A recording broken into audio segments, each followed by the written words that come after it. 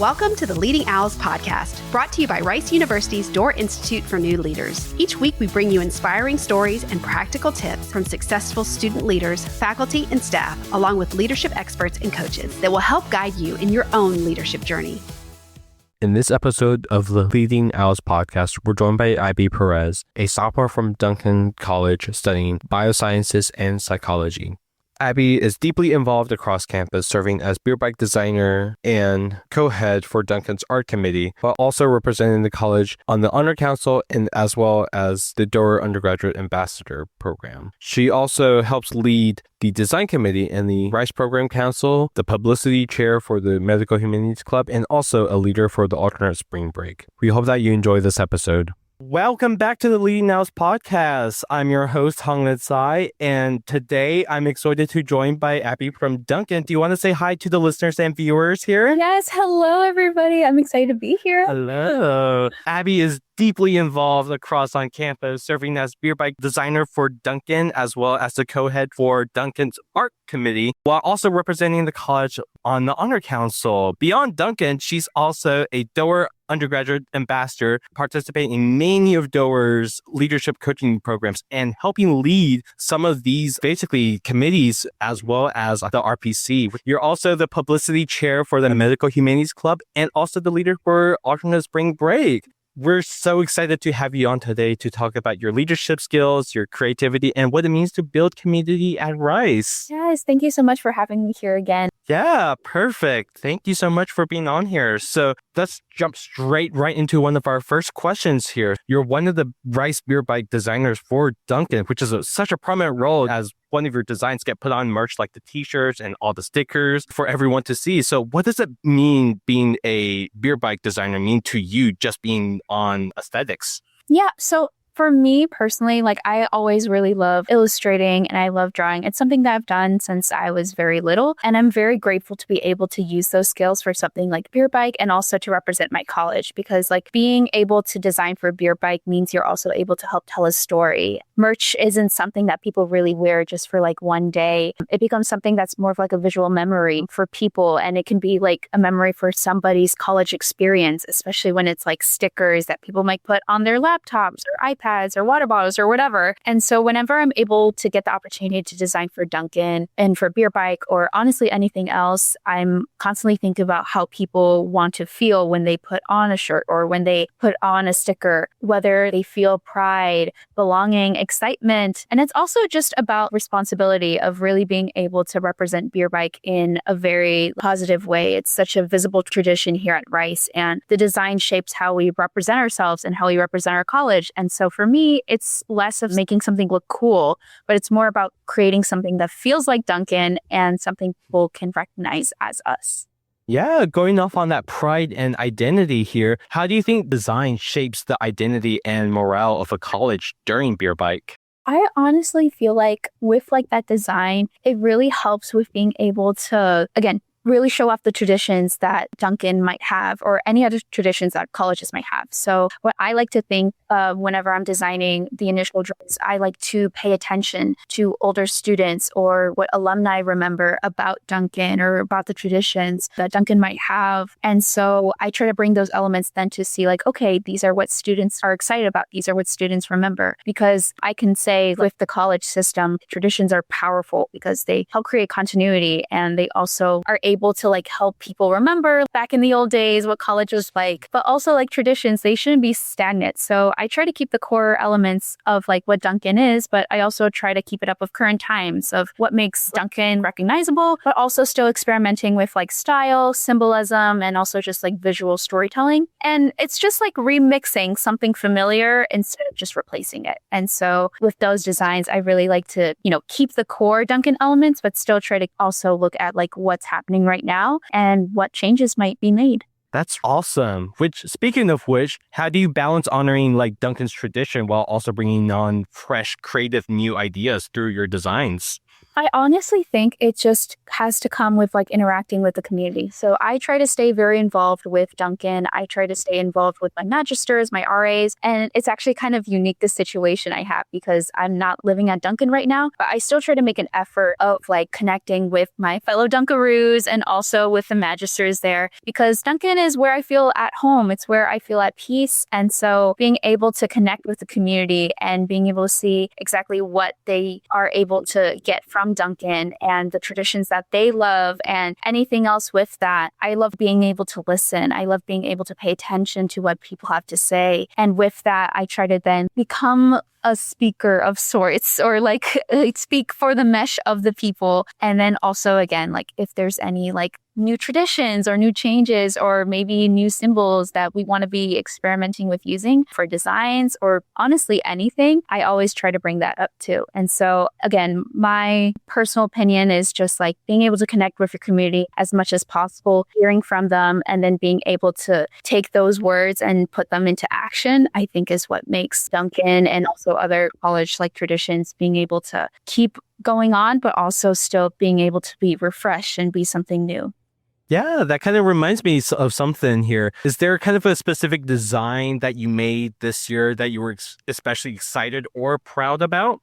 So it was during a week, and it was the first mural design that us as like the arts committee was like, assigned to make. And it was for a week. And so it was like people's first impressions of Duncan and exactly what the Dunkaroos are all about. And so I personally still remember for my own a week, the mural that was up there and thinking, that's so cool. I can't believe that people made this. This is awesome. Like I even took a photo in front of like the little mural. I thought it was so cool. And so being able to be a part of that tradition of making that week mural, I think was very cool. And it was an amazing experience on my end because I was able not only able to help actually make it, but design it as well. And so I thought it was amazing to then see like the new freshmen do the same thing as me, where they took photos with it. They were looking at the mural and saying, wow, that looks so cool. It's amazing. And so I think that definitely has to be my favorite design, because I was able to really not only like show off and like be a part of like a tradition that I personally really loved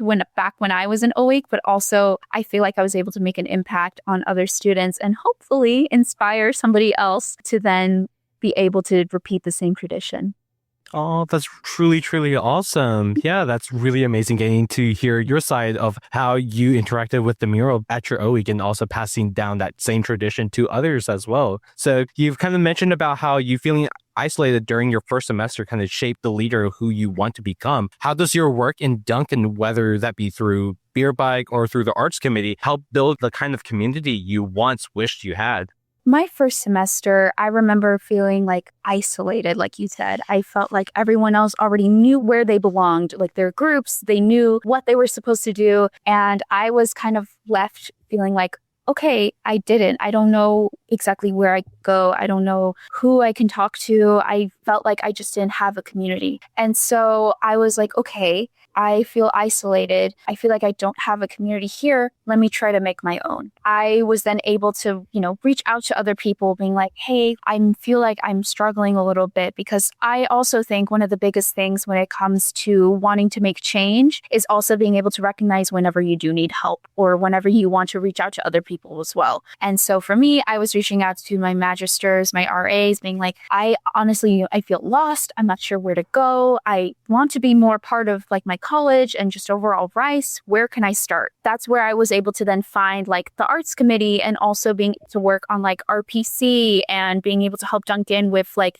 their beer bike stuff, because then I'm able to not only make my own interest, which is illustration and design, something that like I can be a part of and make an impact with, but also I'm able to find other people that have those same exact interests as me. And so whether it's I'm working on like beer bike stuff, Rice Program Council, or the arts committee, like I think it really is just being able to like find people who can then connect you to people who are similar to you. And for me, that was with art, because art is such a low pressure point into the community. At least it was for me. You can show up, you can paint something, help with decorations, brainstorm ideas, and you're a part of something and you're able to make impact. And so I was able to do that with Duncan. And if I can make Duncan feel even slightly more welcoming for people who feel like I was or felt like I was during my first semester, where they feel invisible, isolated, or not being able to find a community, if I'm able to make someone feel more welcomed and feel more like they have a community here, then I've done what I've wanted to do, which is to help, again, make Duncan more of a space that like I wish I had more accessibility to during my first semester. Thank you so much for sharing that moment. I know it's very important to kind of feel vulnerable and also being able to kind of like share those experiences as well, and being able to kind of like, connect upon that as well, which kind of, speaking of which, have you seen a moment where art or design have helped somebody feel more connected to Duncan? Yeah. So actually for the arts committee, what happened was we were looking at applications, and most of the time we get like freshmen or sometimes sophomores who want to continue on from their freshman year for the arts committee. But we actually were able to get a senior to be a part of our committee. And it was very last minute, the application, everything. But they wanted to be a part of the arts committee because they always wanted to be a part of it. They wanted to be part of something in Duncan. It's just they never really got the chance or opportunity. And so in their last year, they wanted to be a part of something. And so we were like, you know what? Yeah, like go ahead, like join the arts committee. Like, why not? And so I think it's great that like, even like small things, just like joining like the committee and,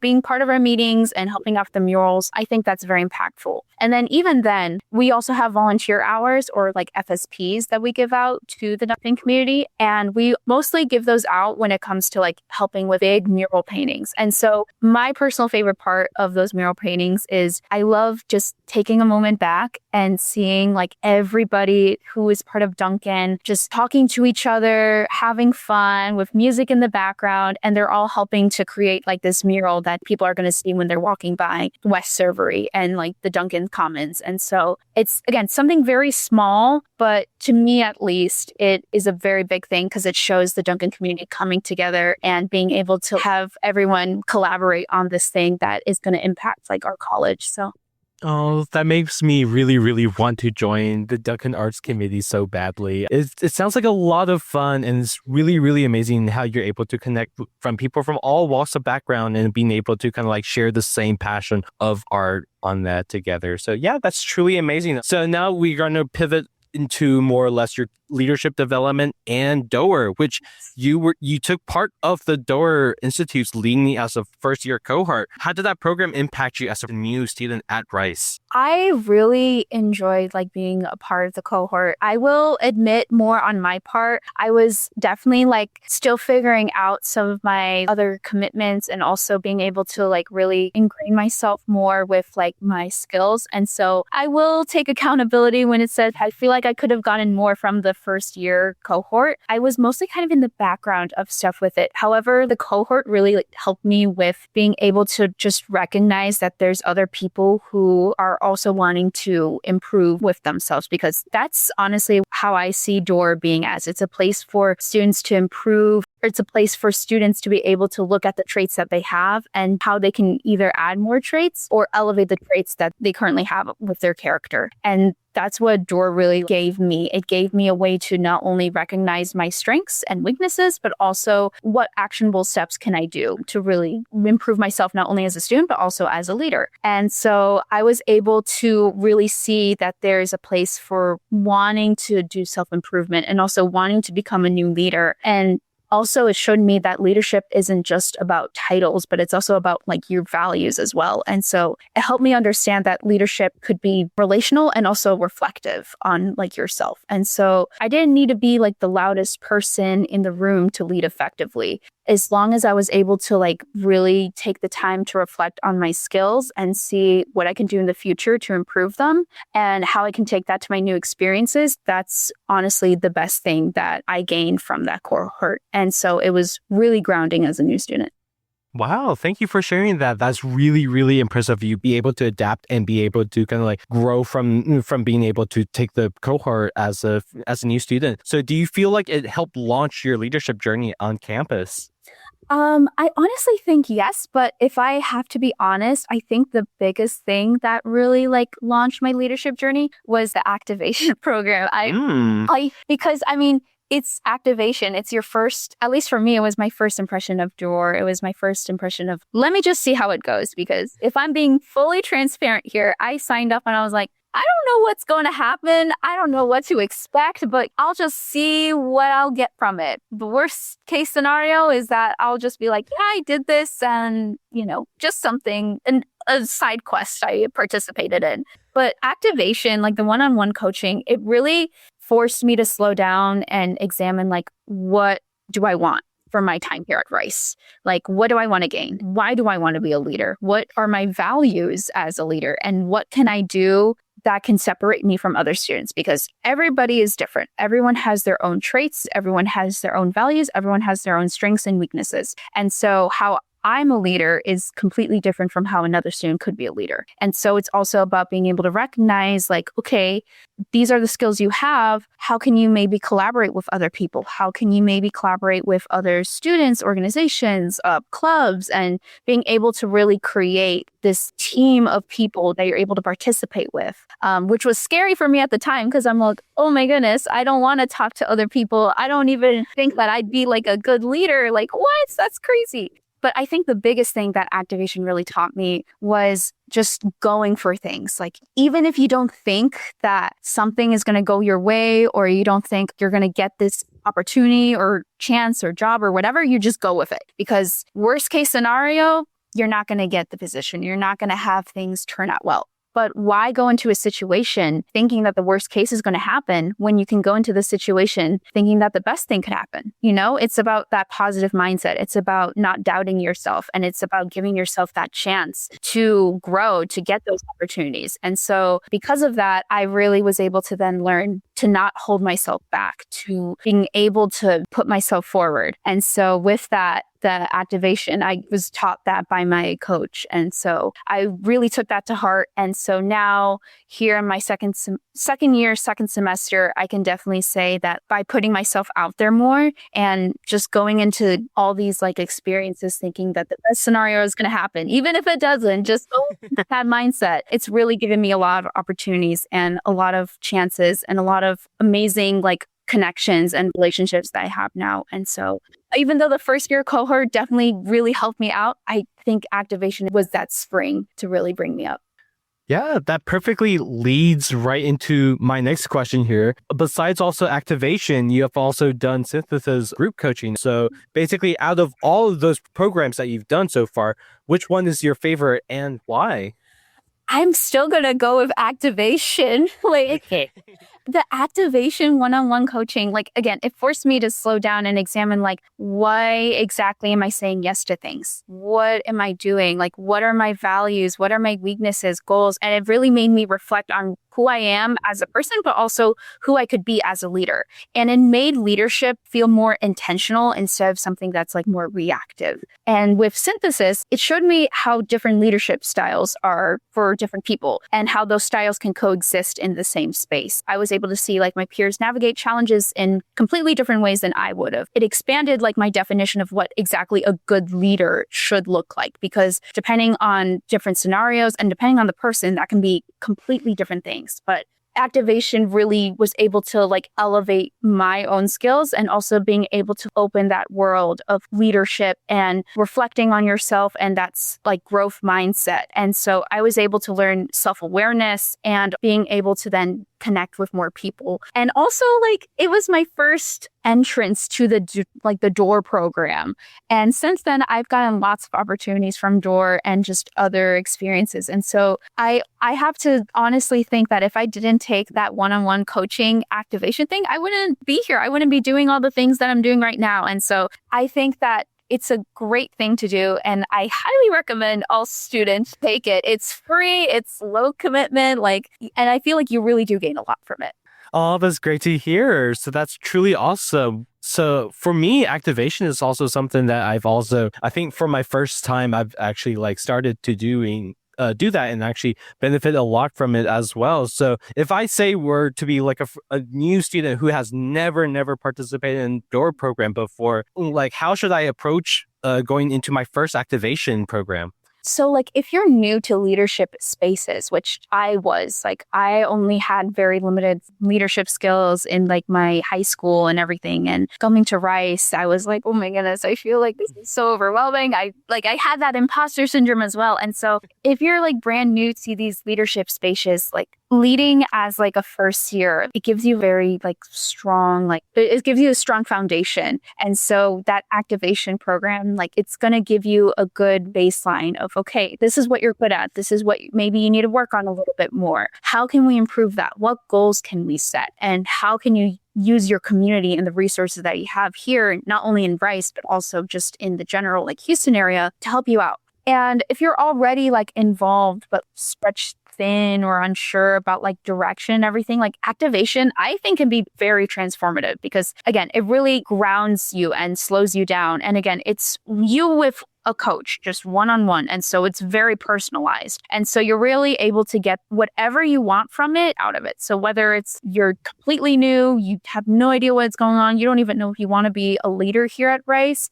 you're able to talk that out with your coach. Or if you have a specific project that you are focused on and you really just want to be able to talk out logistics with somebody, your coach is there for you too. So it's very personalized. And so my recommendation would be if you're going into your activation like program, just go in with like a general goal, general mindset of like maybe what you want. And if you don't have any ideas, talk it out with your coach. Your coach is there for you. Doerr is here for you. And so again, it can really help you have a jump start to exactly what you want to gain here at Rice. And if you want to, what you can gain from the other Doerr programs that are offered here.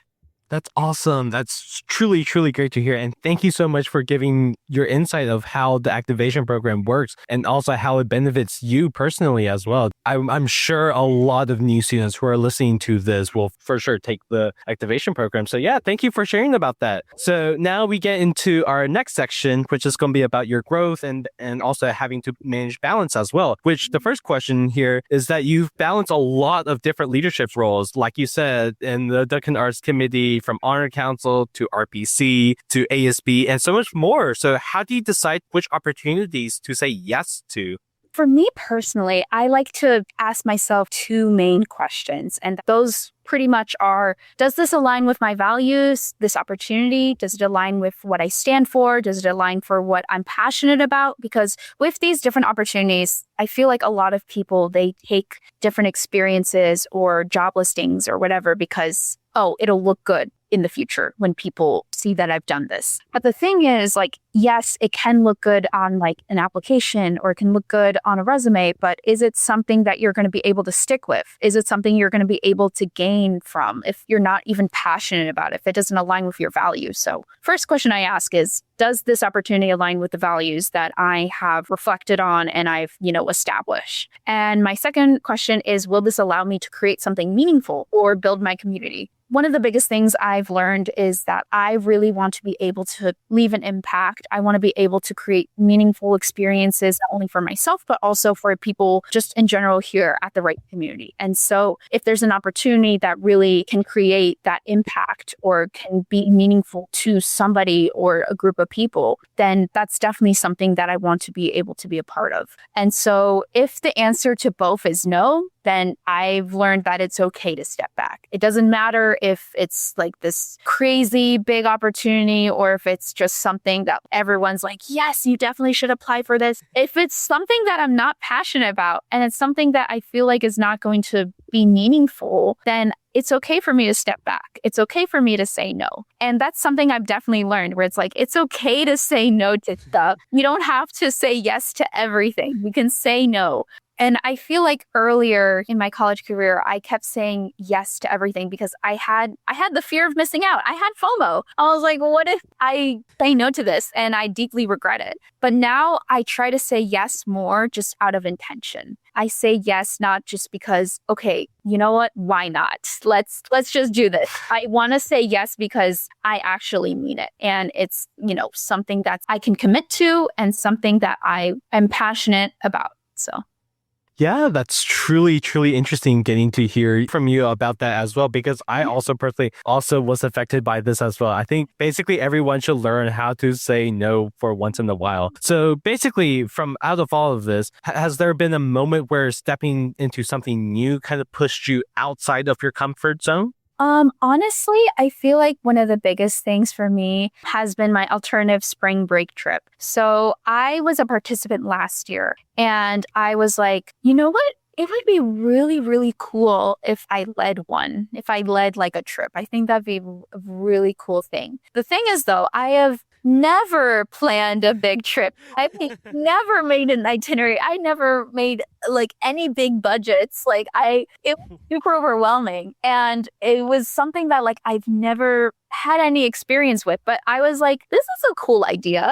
I think this would be nice. And again, it's very customizable. Little promo for ASB. This is, it's very customizable if you are able to lead a trip and you're able to really have ground room for like exactly what you want to like have your trip be and how it's going to impact the participants in it. And I thought that was something that would be really cool because it'll align with my values and it's something that could create an impact. And so I was like, you know what? Let's try this out. I'm there during the summer because you have to do work during the summer. And I'm there with my other like co-leader and I am completely overwhelmed. I am like, whoa, oh my goodness, I did not expect this much work. This is crazy. I feel like I'm already behind and we only just started. It was a lot. However, I also took time to be like, okay, wait. You've never done this before. This is something completely new to you. This is something that you are learning to do along the way. You have resources to help you out as well, because that's also something I feel like lots of people should recognize is that you don't have to do stuff alone. You are able to ask for help. There's so many people here at Rice who are just really passionate and very willing to help out the students here, undergrad, graduates, whatever. I also had to learn that it's okay to ask for help and it's okay to say, hey, I'm feeling a little overwhelmed with some of this work and you help me out. Through planning my alternative spring break trip, I was able to really not only learn like new skills and being able to, take this idea of what would it be like if I actually led a trip to actually being right there and leading this, being able to like gain new skills from it, but also again, being able to learn these new skills of like leadership, of asking for help, of being able to recognize when maybe I need to step back a little bit. I feel it's really good to step out of your comfort zone and it's good to being able to try new things, but also again, recognize, hey, this is a new thing for me. It's okay to be a little overwhelmed and it's okay if everything is not perfect at first. It's something that was a little overwhelming, but I was able to make it through, and shout out to everybody who helped me out along the way. That's awesome. I would love to see how like you did your process for ASB and how that basically manages to, find your way into your situation right now. That's truly awesome. And you've also taken the time to also speak about taking time for yourself and being able to recognize the self-care about for yourself too, which kind of in a high and achieving environment just like Rice, how do you personally make space for rest and creativity?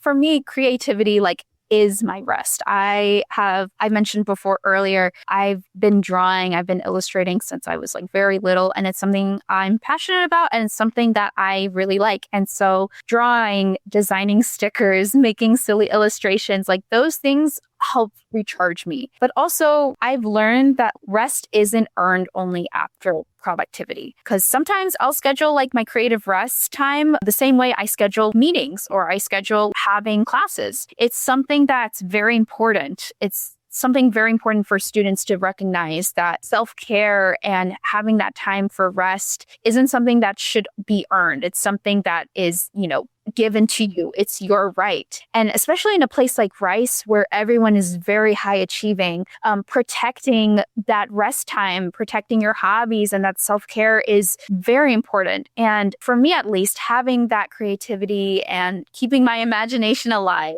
it almost feels a little rebellious at times, where it's there's all these high achieving academic projects and everything, but also what if I just want to draw a little bit? What if I just want to have self-care and self-rest? And it's especially important because it helps give your mind a break from the constant classes and exams. And it's good to change up your schedule a little bit. for me, I try to treat my creativity and my self-care not as just an option or, just something I'll do if I have time, but it's something I treat that's essential. It's something I treat it as if it's, again, like a meeting or any kind of other class that I have. And so it's really important, at least on my end, to schedule out time just for me. Again, the same way I'll schedule anything else. And so my Google Calendar is my best friend. I love it so much. I have it all the time, just scheduling everything. So. Oh my God, that's also the same way as well. I also have my Google Calendars blocked out with times like, okay, this is the time that's just for me, and this is for the time that I need to draw. So that's actually really, really awesome for you to be able to kind of find time, not for only for yourself, but also find time for you to just draw anything that you want to do for that as well. So kind of following up with this is, how do you model that balance for the people that you lead? So what I try to do is, for example, I currently am one of the co-heads for Rice Program Council. I'm part of the design committee. And so we get designs that like come in, and sometimes it'll just be like, oh my goodness, they want this done in like a week. Crazy. It's insane. And so I often try to emphasize to the people who have those tight deadlines being like, hey, I understand that this is kind of short deadline and it's something that you want to be able to rush, but also recognize like you have your own stuff to do. You have other things in your life. And also you shouldn't be pushing yourself so much to where like you start to then get stressed and exhausted to an unhealthy level. And so it's also important to recognize that if you can't get this done, this design done, or you need more time, let us know. There is a whole team of people here to help you out. And I will say that I've had that too, where it's like, oh my goodness, there's this project that we need to do, or there's this big like design we have to make. Can anybody help out? Because again, I feel like it's very important to recognize that in these high stress environments, that it's okay to ask for the assistance of your fellow peers or of your RAs or magisters or whoever else, because you can do only so much as one person. And so with any group that I'm leading, I try to emphasize that we are a group. We are here for each other. And whenever you do feel like you need a break or you're exhausted or you just need time to being able to have self-care, let us know. And we will help out with any kind of work that you need to get done. We'll help out with it. It's really just emphasizing that leadership is keeping everyone together and keeping everyone as a community and having that community support each other. Yeah, that's truly awesome. And speaking of somebody who's in the same design committee, I'm truly appreciative of Abby being there and being supportive for every single one of us members, being able to help out with our designs and being able so understandingly, willingly to help us out, no matter what it is, to basically just get all the designs out there and being able to be appreciated for the work that we've done. So yeah, thank you so much for talking about your experiences on the RPC as well. So now we get into kind of also like looking in the future and also reflecting upon that as well. When you think about the impact that you want to leave at Rice, especially through like Duncan traditions like Beer Bike and your creative work, what kind of a legacy do you hope to leave behind? Yeah, that's such a big question. It is. Yeah. When it comes to legacy, I don't think of it as being something super, super grand. Like, I'm not expecting my name to be plated on some building. Like, I'm not expecting that. But I more think of it as the smaller moment. I hope that, when someone looks at like the Duncan beer bike sticker or beer bike shirt years from now, that they can smile. I hope someone who joined the arts committee feels more confident calling themselves creative. I hope that somehow through like my ASB trip, people are inspired to make their own ASB trip and being able to lead on their own. Overall, I just feel like with anything that I do, with any projects that I lead, I just want to help people have those moments that they can look back on years from now and being able to recognize and being able to also acknowledge like the good times that they had here at Rice. And I also hope that someone who felt alone in a situation that I was similarly in during my first semester finds a little bit of belonging in a space that I helped build.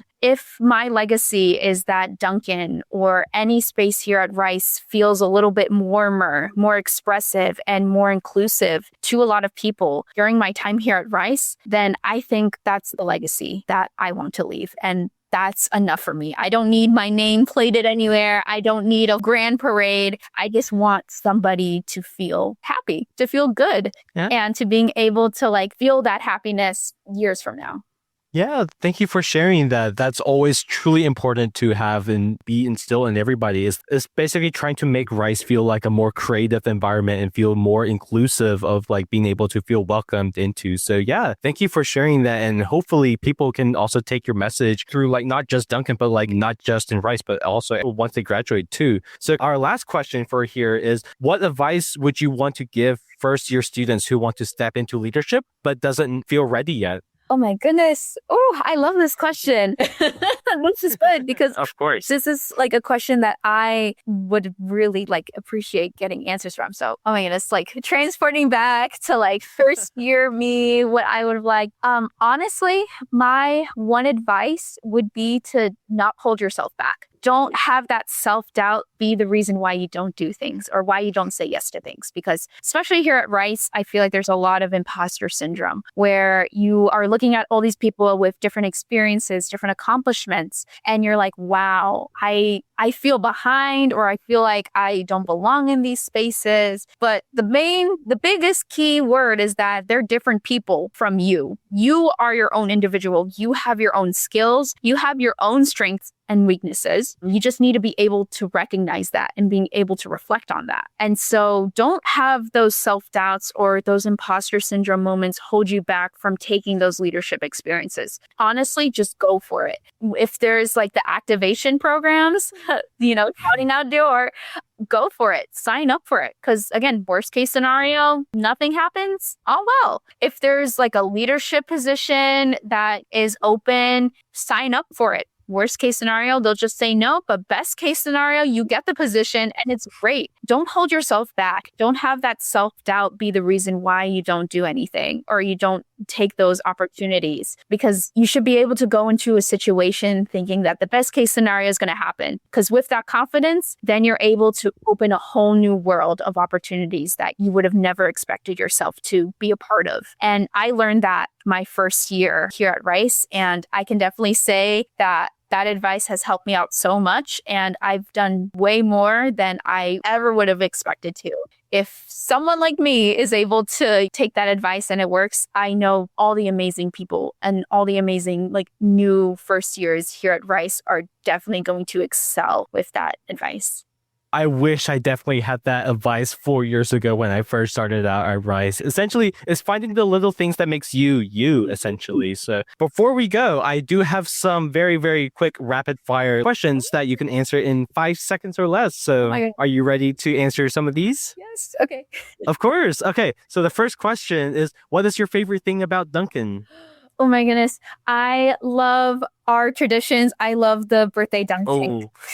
I really love that too as well. It's so much different than what Brown and Joneses do for their birthday dunkings. But yeah, of course. So one word to describe your experience at Rice. Exciting. Ooh, nice. That's great. So what is your go-to study spot at Rice? Chow's, really, I could never. I love like so much noise. the loud environment that it helps. I understand. I should try that like one day before I graduate. I should do that one time. So thank you for reminding me that too. So next question: what is your best meal that you've ever had at West Surrey? Ramen. Oh, that's truly amazing. I wish they could bring that back. So if there's one thing that you can change about campus life, what would it be? Ooh, that's a good question. Oh my gosh. 24-hour fondue. Yeah. All year round. I know. That's truly something that I've really, really pushed on. But yeah, that could hopefully be a thing. And then speaking of which, what is your go-to drink at Chow's? Oh my goodness. I get the same thing every time. Really? Chocolate frappy with whole milk, large.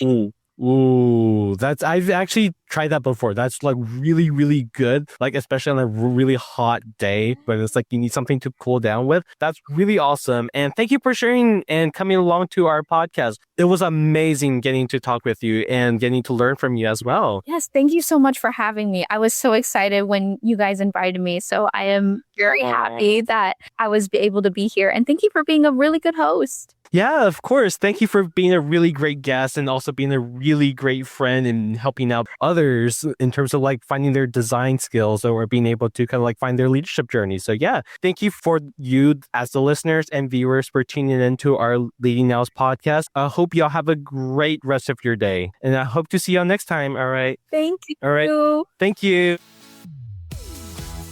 Thank you for joining us for the Leading Owls podcast. We will be back next week with more leadership journeys and tips to share. New episodes release each Wednesday. For more information on the Doerr Institute for New Leaders and our free leader development programs for Rice students, please visit doerr.rice.edu.